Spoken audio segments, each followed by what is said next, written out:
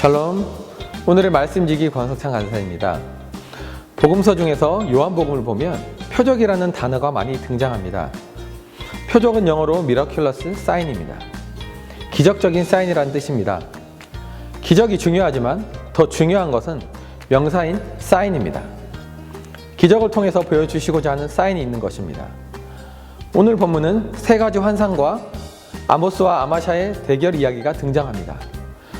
특별히 세 가지 환상을 통해서 그것을 단순한 환상으로 보고 넘어가는 것이 아니라 그것을 통해서 하나님이 우리에게 알려주시고자 하는 것이 무엇인지를 기억하고 말씀을 보면 좋겠습니다.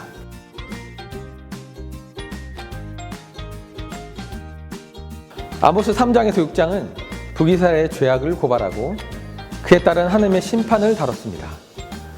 7장부터는 하나님께서 아모스에게 보여준 환상과 하나님과 아모스의 대화를 중심으로 내용이 전개됩니다. 오늘 본문인 7장에서는 세 가지 환상이 등장합니다.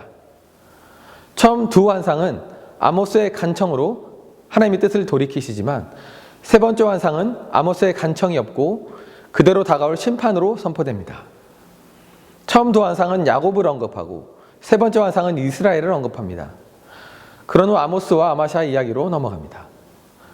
7장에서 아모스는 이스라엘을 향한 하나님의 심판은 불가피하다고 말하고 있고 본문의 이야기들은 이 심판의 정당성을 부여하고 있습니다. 그럼 본문에서 함께 살펴봐야 할 것들을 같이 한번 보겠습니다. 첫 번째로 1절을 보면 당시 이스라엘에서는 두 번으로 나누어서 추수가 진행됨을 알려줍니다. 먼저는 왕궁의 식량과 말들을 먹이는 데 필요한 곡물을 거둡니다. 그 후에 일반 농부들의 추수가 뒤따릅니다. 메뚜기가 풀을 먹은 것은 이 두 추수 사이에 이루어집니다. 결국 왕과 그 신하들은 자신들의 곳간에 식량을 채웠지만 일반 백성들은 양식을 곳간에 들이지 못한 것입니다. 그러나 이스라엘의 지도자들은 백성들의 고난과 배고픔에는 관심이 없습니다. 이런 지도자들의 무관심과 이기심은 하나님의 언약 공동체로서의 모습을 전혀 보여주지 못하고 있습니다. 두 번째로 아모스는 야곱의 이름을 들어 하나님께 간청을 했습니다. 야곱은 다른 사람을 속여서 많은 것을 취하려고 했지만 결국 그것이 스스로를 속이는 것이라는 것을 뒤늦게 깨달은 사람입니다. 야곱이 이스라엘이 된 것은 하나님과의 사투에서 승리를 얻은 것이 자신의 힘이 아니라 하나님을 절실하게 붙잡았기 때문입니다. 아모스가 이스라엘을 야곱이라고 부르는 이유는 이스라엘이 하나님에 의해 다시금 철저한 패배를 맛봐야만 하는 존재라는 것을 알았기 때문입니다. 세 번째로 하나님이 연속해서 재앙을 내리시는 이유를 알아야 합니다. 출애굽 때 애굽에 내린 10가지 재앙 속에서도 바로는 회개하지 않았고 하나님은 바로와 그 가정 그리고 애굽을 철저하게 심판하셨습니다. 따라서 연속적인 재앙은 이스라엘이 완고하여 회개하지 않았거나 하나님의 심판이 불가피하다는 것을 말하는 것으로 볼 수 있습니다. 네 번째로 아모스의 간청으로 심판이 2번이나 연기되었습니다. 그러나 심판의 연기는 심판의 취소를 의미하지 않습니다. 지금 당장 심판이 임하지 않았다고 심판이 취소된 것으로 생각하는 것은 착각에 불과할 뿐입니다.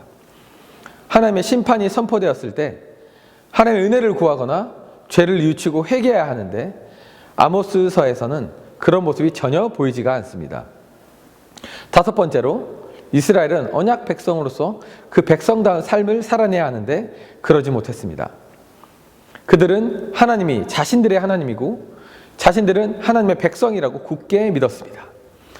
그들은 그 언약적 관계가 자신들의 행복과 미래를 보장한다고 믿었습니다.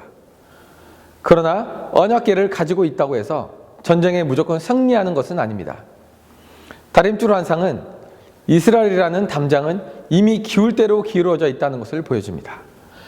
잘못 쌓은 건물은 오래 갈 수 없기 때문에 무너뜨리고 다시 짓는 것이 더 현명한 방법일 것입니다. 여섯 번째로 이스라엘의 종교 생활은 완전히 타락했고 썩어 냄새가 났습니다. 예배 장소는 형식만 있을 뿐 그 내용은 우상숭배로 가득 차 있었습니다. 당시 종교 지도자인 제사장을 대표하는 아마샤는 생존과 안전을 위해서 제사장직을 수행했고 하나님이 아닌 사람을 두려워하는 자였습니다. 그렇기 때문에 하나님의 말씀을 전할 하나님의 사람이 없어서 하나님은 평신도인 아모스를 불러서 그 말씀을 전하게 하셨습니다. 이와 같이 모든 상황이 이스라엘에게 내려질 하나님의 심판이 확실하다는 것을 보여주고 있습니다.